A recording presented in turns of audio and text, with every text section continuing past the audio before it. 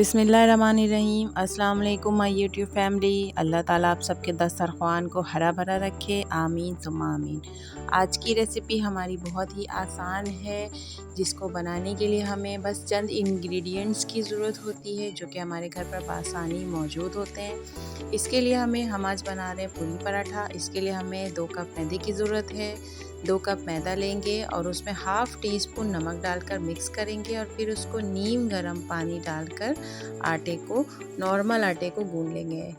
ना ज़्यादा सख्त होगा और ना ही ज़्यादा नरम, नॉर्मल आटा नीम गर्म पानी से हमें गूंदना है। बहुत ज़्यादा गर्म पानी नहीं लेना है और ना बहुत ज़्यादा ठंडा पानी लेना है।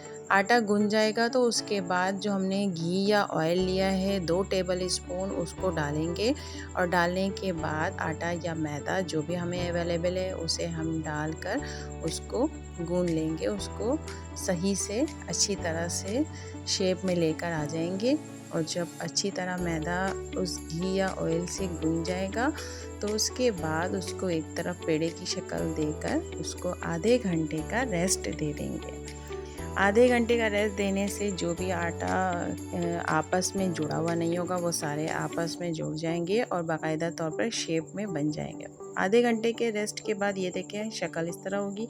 उसके बाद उस पेड़े से हम छोटे छोटे पेड़े मज़ीद बना लेंगे और फिर हम उसे पूरी के शेप में बेल लेंगे।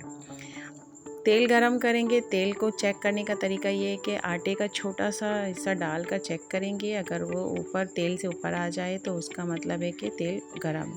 फिर पूरियों को एक एक करके डालेंगे और चमचे की मदद से हल्का सा प्रेस करेंगे ऑयल के अंदर।